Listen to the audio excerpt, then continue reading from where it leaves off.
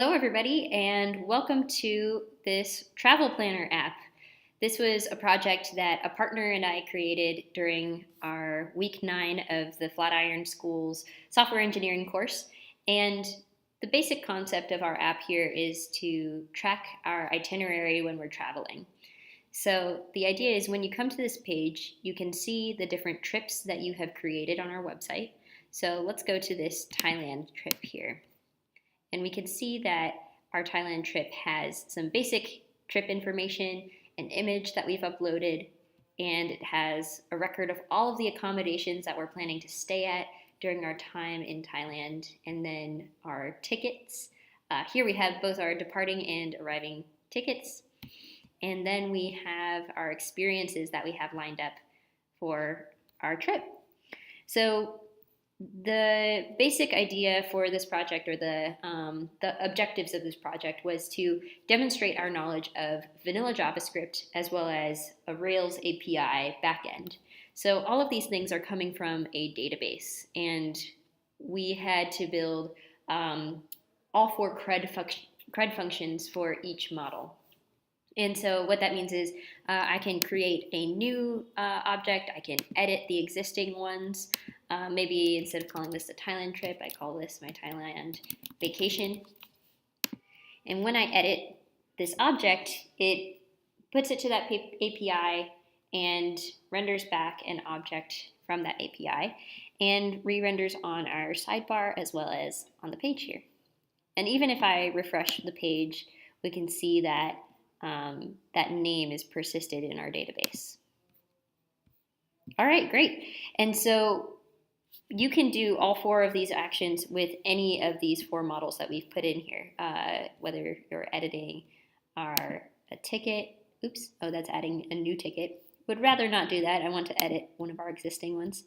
And maybe I didn't actually pay $1,200.01. I paid $1,200. I can change that and see that it has been persisted onto our DOM. All right, and say maybe I want to create a new experience. I can add a new experience in Thailand. Maybe we want to go hiking. And let's do that on the 26th in our trip. I don't know where to go hiking, so we'll say some mountain somewhere. And bring water. Great, we can see that our hiking experience has been persisted onto the page and in our database. Again, if we refresh the page, we can see that that object will still be there. The idea here too was to have a single page application that basically you can do everything without refreshing the page. But I just wanted to refresh the page to show that it is indeed persisting. All right, and so let's also create a new trip. Say we're going to go on a Hawaii vacation. All right, and maybe we're going to go in January.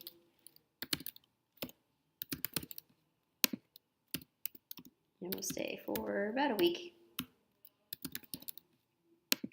All right, I've pulled up some stock images here. Thought this was a nice one. Okay, put the image URL there. Create that trip. Ah, that looks so nice. My partner Ryan specifically worked a lot on this trip information and this sidebar, so I definitely want to give him credit there. And say actually, maybe we decide we don't actually want to go to Hawaii, so we can delete this trip. And that will take us back to our homepage. That's the basics of our app, and want to really quickly jump into some of the backend code here. We set up our database with Postgres and our Rails API with 4 different models. And basically, trips, experiences, and accommodations all belong to our tickets, experiences, and accommodations all belong to trips. And we had to build out the controllers for each of those 4 models, rendering the data as JSON objects. And you can see in our get fetch to our trips API that you can see our trip information as well as the experiences associated with that trip, the accommodations associated with that trip, and tickets.